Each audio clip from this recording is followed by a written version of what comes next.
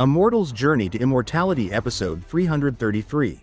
In the previous episode, we followed Han Li as he journeyed deeper into the plains and learned more about the harsh world ruled by the soaring tribes, where mortals struggled under the shadow of immortals.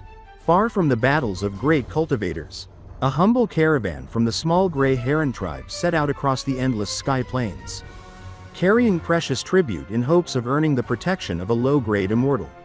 Their leader, Ying Lu, burdened by years of hardship, pushed his people forward despite dangers from beasts, bandits, and even immortals who might rob them along the way. As they traveled through the wild grasslands, an eerie azure glow suddenly flickered within the distant shrubs.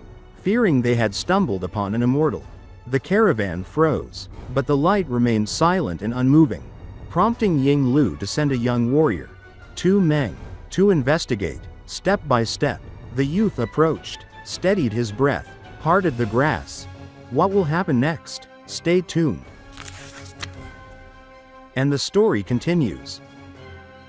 In that instant, the youth Tu Meng parted the grass and shouted in alarm before he quickly recoiled several steps back.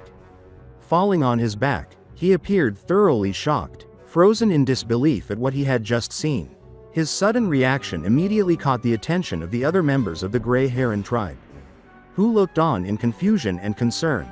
Some even instinctively reached for their blades, unsure of what threat might have emerged from the undergrowth. Ying Lu, the leader of the tribe, maintained his composure despite the tension.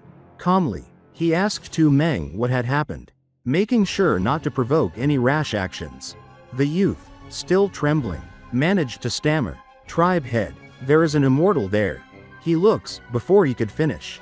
The azure light that had caught his eye vanished suddenly from the shrubbery. A cold, sharp snort interrupted him, and a figure emerged, walking forward with measured steps. "Looks like what?" the man asked, his voice carrying an air of authority that made everyone instinctively pause. The white-robed man who appeared had a seemingly ordinary build, but his presence radiated power. A peculiar blue cloak concealed his face, and he carried bulging pouches at his waist along with a foot-long wooden box strapped to his back.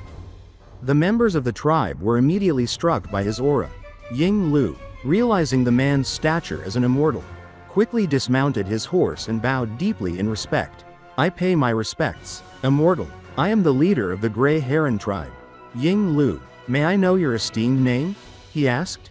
His tribe members followed his lead, bowing in unison. The immortal's gaze swept over the group, cold and calculating. "My surname is Han. The Grey Heron Tribe? I have never heard of it before. I was cultivating inside the thicket." "What have you come here for?" he asked, his tone indifferent but direct. Relieved that the immortal did not intend to attack, Ying Lu respectfully explained their situation, inquiring which tribe the immortal might be affiliated with. Hoping for some connection, Han Li, however, revealed that he had only recently completed his apprenticeship and was not attached to any tribe. Ying Lu's respect deepened at the confirmation that the immortal was unattached, and he quickly adjusted his approach, explaining the day of spirit release and the small size of his tribe. Seeing an opportunity, Ying Lu proposed hiring Han Li to accompany them to the temple, offering 20 spirit stones for his protection during the journey. Han Li's interest was piqued, but he appeared hesitant, questioning the offer in consideration of his actual cultivation level. Ying Lu quickly reassured him, explaining that his own experience in the Holy War had made him confident that Han Li's power far exceeded that of a mere third-grade Qi condensation cultivator. Satisfied with the sincerity and reasoning, Han Li agreed, requesting half the payment up front, which Ying Lu promptly provided. The spirit stones vanished in a flash, surprising the younger tribe members who had never seen such a storage technique before. Recognizing the importance of the immortal's comfort, Ying Lu immediately ordered the tribe to prepare the best carriage for Han Li to meditate in during the journey. Han Li took his place in the carriage, instructing Tu Meng not to reveal his face to others. Ensuring his anonymity, the tribe moved forward, energized by the presence of a genuine immortal among them. While Han Li sat silently inside the carriage, cross-legged and focused. Inside his mind, an aged voice spoke, full of a mixture of guidance and mild amusement. It was Monarch Soul Divergence, who commented on the impact of the technique Han Li had used on the Soaring Tribe's member. Noting the lingering fear it might have instilled, Han Li, however, focused on the core concern, the effectiveness of the Pestilence Demon's Soul Lock technique. He did not wish to become a mindless killer before he could find a method to safely dispel the baleful energy that had accumulated in his body. Monarch's soul divergence reassured him, explaining that the secret technique, originally developed to mitigate the backlash from the Great Development technique, was also effective in restraining baleful energy. However, he warned that the Pestilence demons had not only restricted Han Li's baleful energy but had also limited his cultivation. Currently, Han Li's power was effectively at the mid-foundation establishment stage. Monarch's soul divergence cautioned him to avoid using his magic recklessly, emphasizing the need for patience and care. Han Li acknowledged the warning, reflecting on the unexpectedly rapid and violent nature of the baleful energy's backlash. Monarch's soul divergence explained that this was a natural consequence of Han Li's previous battles with other cultivators and the heavy damage to his vitality. The deep accumulation of baleful energy in his body naturally produced a violent reaction. The aged voice added with a hint of wry humor that, were it not for Han Li's assistance in refining the puppet body, he would not have been inclined to offer any help at all. The carriage moved steadily forward, carrying Han Li and the Grey Heron Tribe toward the temple, the journey now slightly eased by the Immortals' presence. As the tribe traveled, the tension in the air lightened, and the young members whispered in awe about the immortal among them. Yet inside, Han Li remained focused, contemplating the baleful energy within, carefully restraining his power and considering the next steps to safely continue his path of cultivation. As for its violent nature, it is only to be expected from how deeply it has accumulated on your body. Were it not for the fact you are helping me refine my puppet body, I would be disinterested to help you. Needless to say, these two were Han Li and Monarch's soul divergence. It had now been half a year since Han Li left the Drifting Cloud sect. After he left the Heavenly South, he directly entered the Molan Plains, carefully concealing both his cultivation and his identity. At the beginning, his journey went smoothly. He assumed the identity of an unaffiliated cultivator and moved safely among many Molan tribes. Along the way, he even exchanged cultivation experiences with a Soaring Tribe's cultivator, enjoying the relative peace of travel and study. However, his fortunes suddenly changed once he crossed most of the plains and arrived in the southern reaches. Calamity struck without warning. In a desolate wasteland far from the Soaring Tribes, Han Li was in the midst of releasing his Gold Devouring Beetles, preparing a particularly strong batch for reproduction. At that moment, a mid-nascent soul-stage Soaring Tribe's elder appeared unexpectedly while Han Li was chasing a demon bird. The elder was also controlling a fully mature Gold Devouring Beetle at the time. A coincidence that would lead to disaster. Han Li had grown careless, relying too much on the convenience of rainbow skirt grass and the apparent safety it provided. He had not laid down high-grade concealment spell formations, believing he would remain unnoticed. But the Soaring Tribe's elder immediately noticed the swarm of 10,000 Gold Devouring Beetles floating above Han Li and was shocked. Completely ignoring the demon bird, the elder demanded that Han Li follow him to see some revered holy woman of the Soaring Tribes. Han Li could not comply. The demand was unacceptable, and he immediately prepared to eliminate the threat. Using several grand abilities along with his second nascent soul, he struck decisively, destroying the elder's physical body. Yet, Han Li quickly realized that his opponent had cultivated an unusual technique. The elder could split his nascent soul into 7 divisions, each skilled in evasion techniques. In a brief lapse of attention, Han Li allowed one of these divisions to escape. That single escape changed everything, revealing to Han Li that he had unknowingly stirred up a hornet's nest. Fearing for his life, Han Li fled south without pause throughout the night. But his efforts to escape did not go unnoticed. Several days later, he discovered that multiple Soaring Tribes' nascent soul cultivators were pursuing him, including one of their 4 late nascent soul masters. He engaged in repeated battles, slaying several high-grade cultivators. Yet the late nascent soul cultivator managed to strike him a powerful blow during a moment of distraction. Only through the use of his myriad-year spirit milk and the blood shadow evasion did Han Li narrowly avoid death. Even with temporary reprieve, Han Li noticed a far more serious problem. The injuries and strain from constant combat had caused the baleful energy within his body to flare uncontrollably.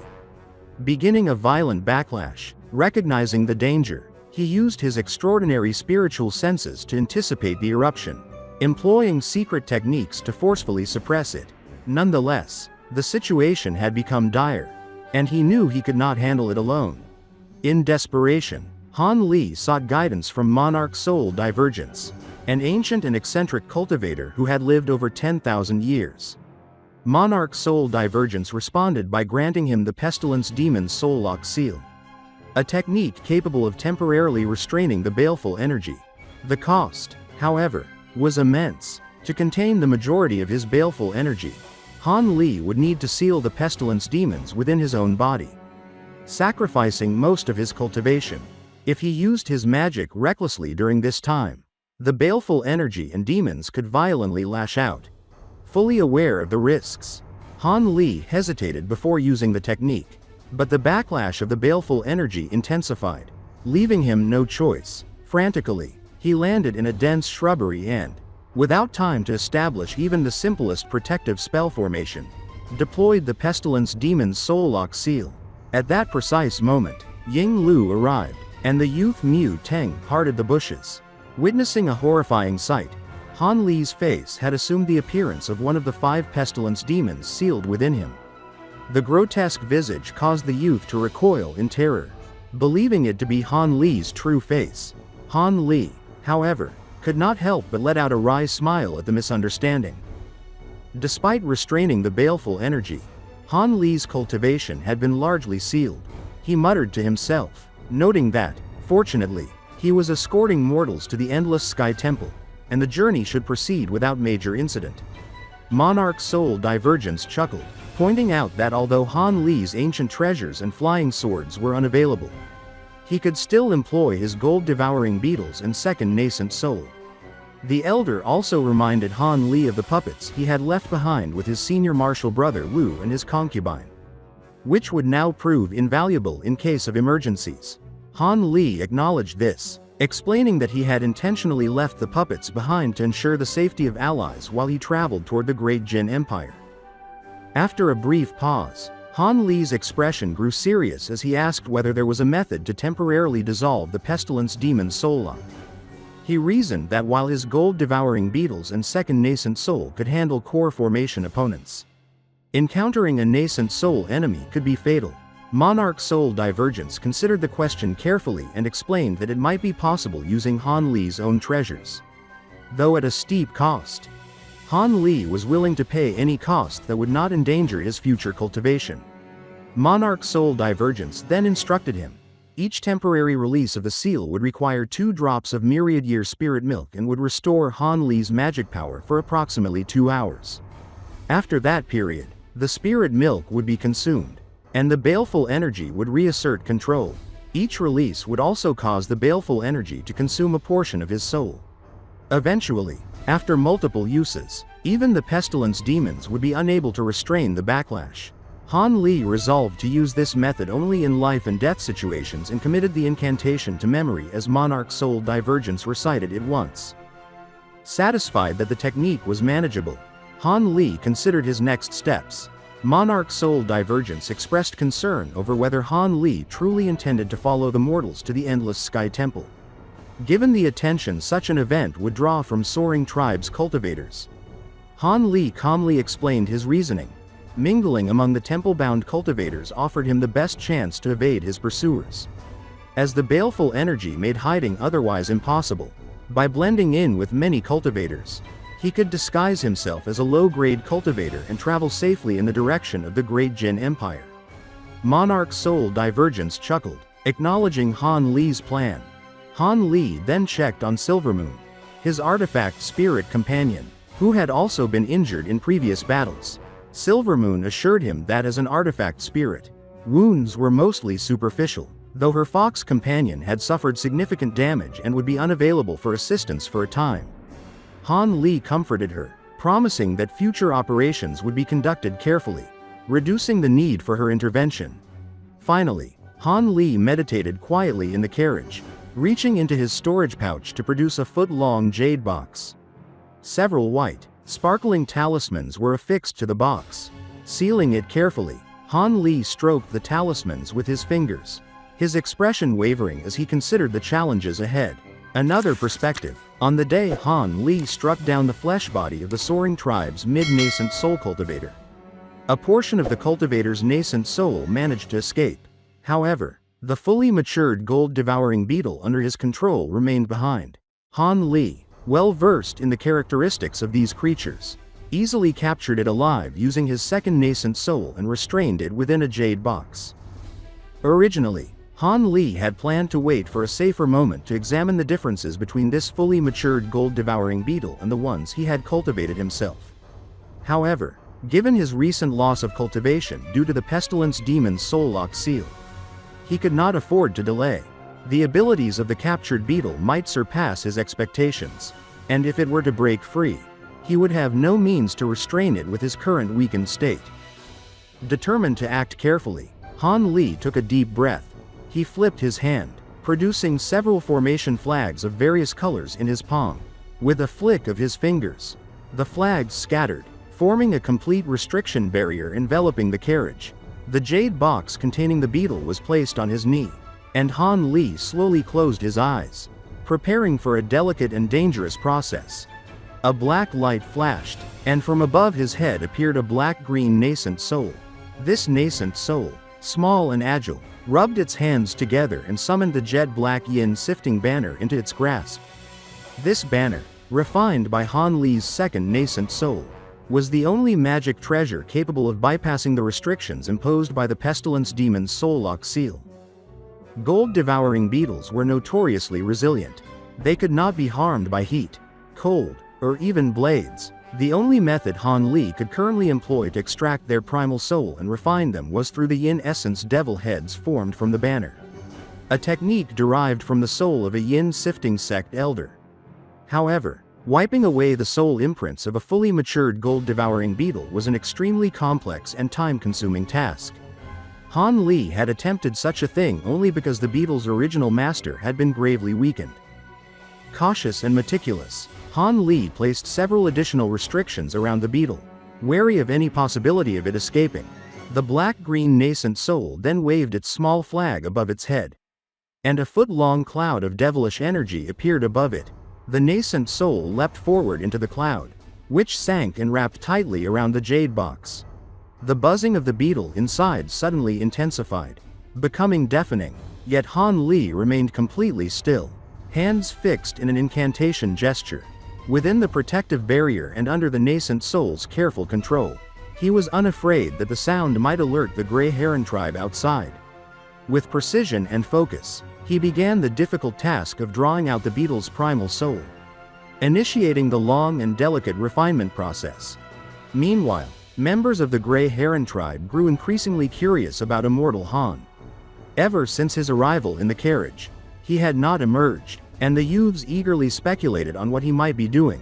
Clan leader Ying Lu strictly forbade anyone from disturbing Han Li's cultivation, a rule that disappointed the more inquisitive young cultivators but ensured the safety and focus of the Immortal. 10 days passed. During that time, the tribe hunted wild goats across the canyon to sustain themselves. But otherwise, no unusual events occurred. After half a month, the journey continued, and the tribe arrived at a particularly safe location to rest. These temporary encampments were provided by the Endless Sky Temples, which used their magic power to establish secure stops for traveling tribes. Once the day of spirit release concluded, these rest stops would vanish completely. As Ying Lu contemplated these arrangements, a sudden streak of light appeared above. Instinctively, he raised his head, squinting against the brilliance. A blinding white light streaked across the sky, revealing a faint human silhouette within the radiant trail before vanishing almost instantly. The youths erupted in excitement and awe, while Ying Lu's expression shifted to concern and apprehension. From his past experiences in sacred wars, Ying Lu knew such streaks of light were signs of high-grade immortals. These beings rarely moved at low altitudes visible to mortals. Over the past few days, he had noticed 4 similar streaks. He speculated whether some significant event had recently occurred or if a tribe's tribute had been attacked. Despite the unease, he felt a measure of reassurance, knowing that high-grade immortals patrolling the skies would help keep them safe. With this in mind, Ying Lu called out to the escort, urging them to increase their pace toward their destination. Unbeknownst to him, the white streak of light had scanned a 50-kilometer perimeter at low altitude before continuing south. Not far away, a streak of red light flew in the same direction.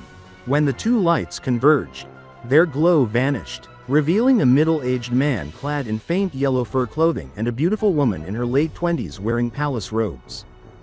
The man bowed respectfully to the woman, speaking first. "So it was Immortal Shu. I did not detect anything on my side. How about you?"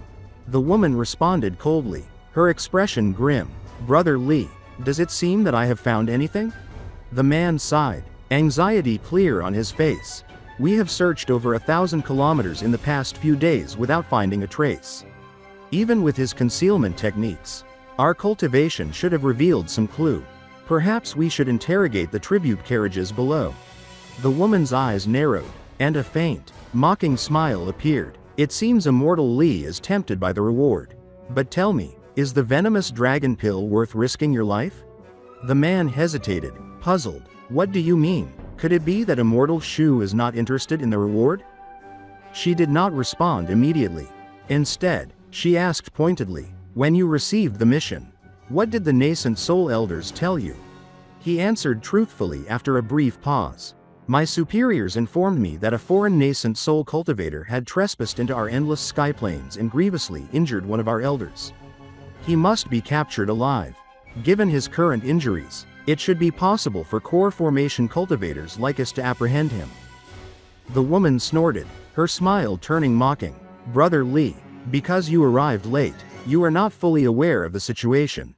If I were in your place, I would avoid searching for this foreign cultivator entirely." "Why?" the man asked, concern and confusion in his voice. She explained, "I arrived earlier and heard reliable information from one of the elders.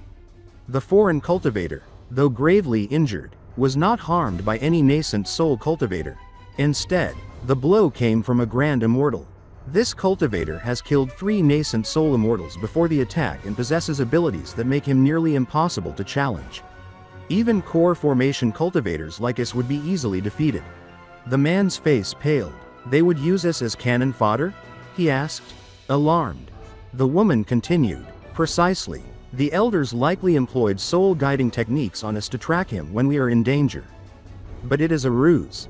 We are expendable. There is no need to search further. We will report back to our superiors and await summons during the day of spirit release. Any tributes we find along the way can be handled then." After a moment of reflection, the man nodded decisively. "From your words, the reward is not worth risking my life. Many thanks for the explanation, Immortal Shu." She smiled faintly.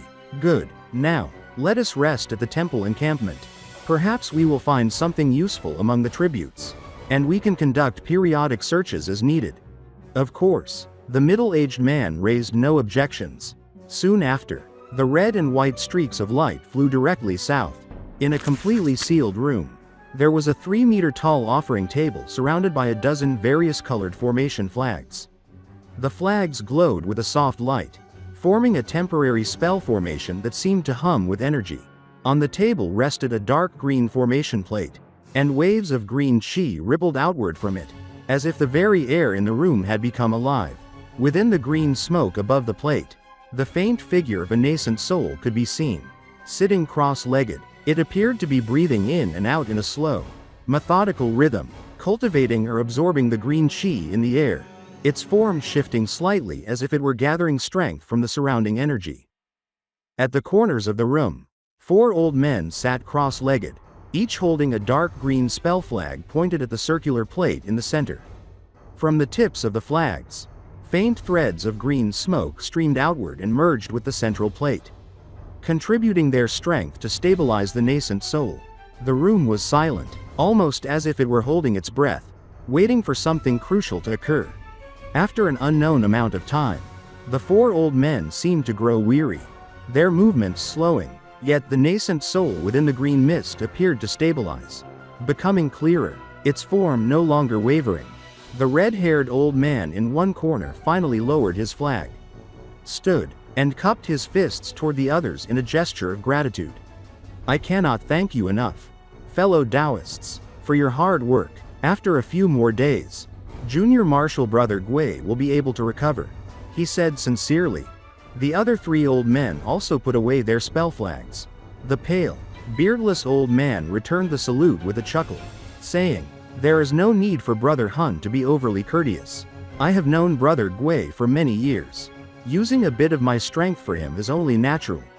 The red-haired old man glanced at the nascent soul sitting cross-legged and said with genuine appreciation, "Regardless of what is said, my junior martial brother and I will always remember this kindness." The pale old man waved off the formality with a chuckle. "Do not be so formal, fellow Taoist Hun." The red-haired man's expression darkened as he spoke again. "We have been trapped here from the beginning, assisting Immortal Gui with the loss of his nascent soul. We still do not know if there is more information about the foreign cultivator. Gold Devouring Beetles rarely lay eggs. It is almost impossible to imagine anyone else in the world capable of controlling over 10,000 of them. Since I arrived late, I did not participate in the battle to trap this cultivator. He must have been fearsome to take down 3 nascent soul stage immortals." The other 3 exchanged glances, and a faint dread appeared on their faces. The pale old man sighed, adding, "How could such a fearsome individual exist? In addition to his control over gold devouring beetles, he can also release purple flames and golden lightning. Among the first nascent soul immortals who tried to block his path, 2 perished from these techniques alone. One immortal's nascent soul was trapped by golden lightning, while the purple flame easily destroyed it. The second immortal would have died no matter how cautious he was." A plump old man continued, his voice tinged with fear. "He also controls remarkable magic treasures. He has 60 to 70 gold azure flying swords, each incredibly sharp, destroying many treasures that came near them, not to mention his pair of wings, which allow him to move with lightning speed without incantations, making him almost impossible to capture. When the 7 of us surrounded him, we were drenched in sweat with fear of death. Just as we were about to retreat, one of the Grand Elders responded in time, striking him with the elemental immortal rest palm and heavily injuring him. But even then, he transformed into a crimson blur and broke through our encirclement. We could not locate him afterward, and the Grand Elder explained he had fled hundreds of kilometers, leaving us unable to pursue." The red-haired man's expression twisted with worry. Could he actually be a top-grade cultivator from one of the grand sects of the Great Jin Empire? That would explain why only one of Junior Marshal Brother Gui's 6 Essence Soul divisions could barely escape him. The pale old man reassured him. "Brother Hun, there is no need to worry. You know the might of the elemental immortal rest palm. Even if he escaped, his cultivation was likely heavily damaged. Furthermore, the guest who accompanied the Saintess from the Great Jin Empire is at a nearby Endless Sky Temple. If this cultivator is from the Great Jin, the guest should know of his abilities. Afterward, we will be able to deal with him. The Grand Elders will not let him go after killing so many nascent soul immortals. His methods of breeding such a large number of gold devouring beetles also need investigation." The red-haired man muttered, "I hope that is the case. Fortunately, the cultivator's gold devouring beetles have not fully matured. Otherwise, even 4 great elders would have had to retreat if he had released 10,000 of them." The other old men exchanged bitter smiles, knowing well the terror that fully matured gold devouring beetles could bring. Just as they were beginning to relax, the nascent soul in the green mist suddenly let out a piercing shriek. It clutched its head and rolled around in agony, its form seeming on the verge of dissipating entirely. "Not good, everyone, quickly take action," the red-haired old man shouted in alarm. The others quickly summoned their spell flags again. 4 clouds of green mist shot toward the center, enveloping the nascent soul and attempting to stabilize it. Time seemed to slow as they poured all their strength into maintaining the connection. Gradually, the screaming lessened, and finally, The nascent soul sat cross-legged once more, attempting to absorb the green mist with all of its remaining strength. After some time, the nascent soul spoke softly, still catching its breath. Many thanks for your great assistance. I am fine, now. You may stop." The four old men felt relief wash over them and ceased their casting, though they knew their vitality had been significantly drained. The pale old man asked cautiously, "Brother Gui, what caused your nascent soul to disperse? That is extremely dangerous." The nascent soul gritted its teeth and replied, "Fellow Taoists, please do not worry, nothing else will happen. My link with my gold devouring beetle was severed. My spiritual sense was affected." The red-haired man's heart sank. What? The gold devouring beetle perished? How could this happen? Mature gold devouring beetles are nearly invulnerable. The pale old man explained.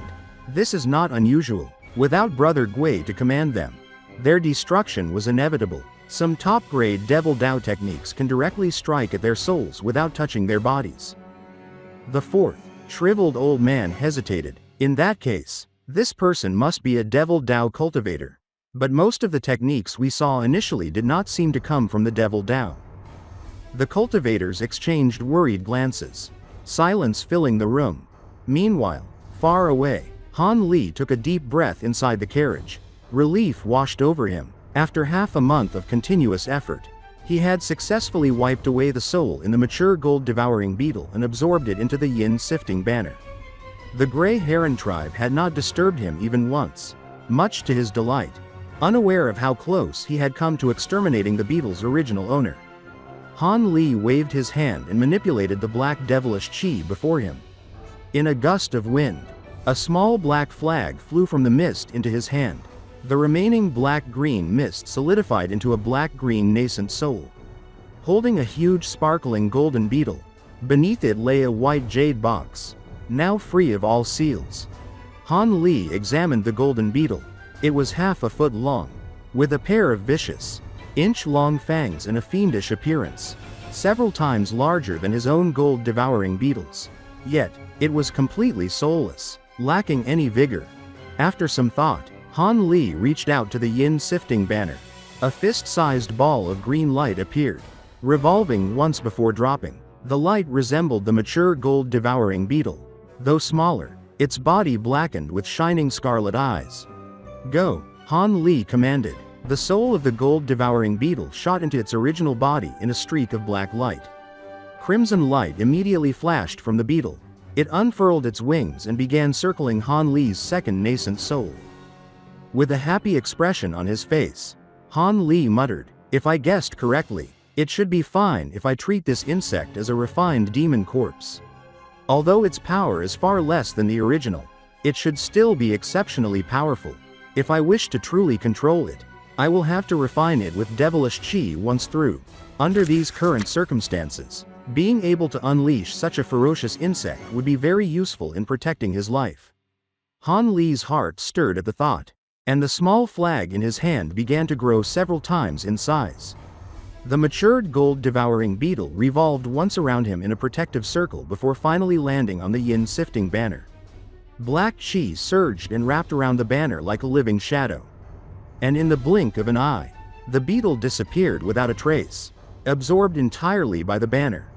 Without ceremony, Han Li tossed the banner toward his black-green nascent soul. The nascent soul opened its mouth with a low, mirthful laugh and absorbed the Yin Sifting Banner into its being. In a flash of light, it flew upward and perched atop Han Li's head before disappearing from sight entirely, leaving Han Li with a deep breath and a quiet sense of relief. He closed his eyes and began to focus, attempting to comprehend the incantation that would dissolve the pestilence demon's soul lock seal. A precaution in case any future mishap occurred. Yet even as he concentrated, his expression shifted, and he turned his head skyward. Despite the fact that his cultivation had been temporarily sealed, his powerful spiritual sense remained unaffected, and he could clearly sense a soaring tribe's cultivator flying above the Grey Heron Tribe's escort once more. Han Li found this curious. Over the past 2 weeks, the cultivator had appeared every 3 days, circling above the carriage but never descending or speaking, always retreating before anyone could interact with him. He did not ask questions of the mortals in the escort, which conveniently saved Han Li from having to use the concealment techniques he had prepared. Puzzled but quietly pleased with this method, Han Li closed his eyes again to continue his work. At that moment, Ying Lu's voice rang out loudly to the escort. "Muster yourselves. In 2 days, we will arrive at the designated temple encampment. There, we can rest safely for a few days." The words caused Han Li's heart to stir. A temple encampment. This could provide a moment of respite for the long journey ahead. He muttered to himself for a brief moment, but then he returned to focusing on the incantation, setting aside the distraction. Half a day later, Han Li detected another escort approaching nearby. The group was not large, though it did contain roughly a dozen more members than the Grey Heron Tribe's escort. Judging from their path, they were on course to meet with the Grey Heron Tribe within about 2 hours. Because the new group appeared harmless, Han Li did not bother to inform Ying Lu. Sure enough, 2 hours later, the two escorts converged, creating a small commotion. Both sides hastily fell into formation, but it quickly became apparent that Ying Lu and the leader of the Red Wolf Tribe's escort were old friends. The two leaders greeted each other with great warmth, deciding to travel together for the remainder of the journey. The Red Wolf Tribe's leader, a large man with a full beard, glanced curiously at Ying Lu's carriages. "Brother Ying," he asked, "do you have an immortal among your tribe? Is he on one of your carriages?" Ying Lu responded with a question of his own. "Your tribe's immortals are not traveling with you. Did you bring them on the journey?" "There was only one," the large man muttered, slanting his eyes. "An unaffiliated immortal I obtained at great cost. Could it be that you have two?" He spoke openly, trusting their friendship. Ying Lu sighed. "Only one, of course. I barely convinced him to agree to protect us along this journey." Both leaders let out a bitter laugh, the humor coming from the shared understanding of the burdens of having an immortal accompany them. Ying Lu added, "We are now only a day away from the temple encampment. Nothing should happen until then. However, we will pass through the territory of a larger tribe afterward. It would be wise to travel with a few other small tribes along the way. It will be safer, especially with an immortal among us." The large man hesitated. "I need to consider this. Last time, I joined forces with small tribes and was drawn into trouble because one carried incredibly precious goods." Ying Lu shook his head disapprovingly. "Brother Ba, your fears are rare. Small tribes rarely carry anything valuable, but the risk of being robbed is far higher if we travel alone." "Fine, I will consider it further," tribe leader Ba replied. As the two escorts traveled together, the atmosphere lightened. Young men crowded around the particularly beautiful women, chosen as tribute from both tribes. While their laughter rang out, Ying Lu thought of quieting them, worried they might disturb the immortal in his carriage. But before he could act, a strange shriek split the air, drawing the attention of everyone. Ying Lu's expression darkened immediately, and he glanced at tribe leader Ba, whose face had turned pale with terror. "Everyone, get down from your horses and hide," Ying Lu shouted. "They are Simian Vultures. Call Immortal Han to respond immediately." Tribe leader Ba also raised his voice. "Hide in the carriages. Call out Immortal Feng to deal with these demon birds." Upon hearing the name of the Simian Vultures, the mortals panicked. Horses were abandoned, some riders falling as they scrambled to the ground, lying flat or hiding in the carriages, all pale with fear. 3 black dots appeared in the sky, rapidly growing larger until the shapes of 3 demon birds became clearly visible. Each had the head of an ape and the body of a bird, their wings spanning 6 meters wide, with a pair of fur-covered ape arms extending from their bodies. They screamed a blood-curdling cry that chilled the hearts of anyone who heard. Simian Vultures, although only grade 2 demon birds, were unusually cruel and intelligent for their rank. Their strength was enough to split metal with their claws, and their cries could daze even early Foundation establishment cultivators. Mortals were helpless before them, and now 3 had appeared, striking terror into the escort. A cold snort broke through the panic. A blue-clothed silhouette shot into the air atop a floating embroidered scarf. The young-looking man wore an azure cloak over his head and disdainfully called out, "What is there to panic over? Are they not simply Grade 2 demon beasts? Ying Lu looked at him with alarm. Immortal Feng, please be careful, there are 3 Simian Vultures. Tribe leader Ba's worry was evident. Immortal Feng was only early foundation establishment stage, which would make fighting even 1 Simian Vulture difficult, let alone 3. Ying Lu looked to another carriage and felt relief at the sight of Immortal Han.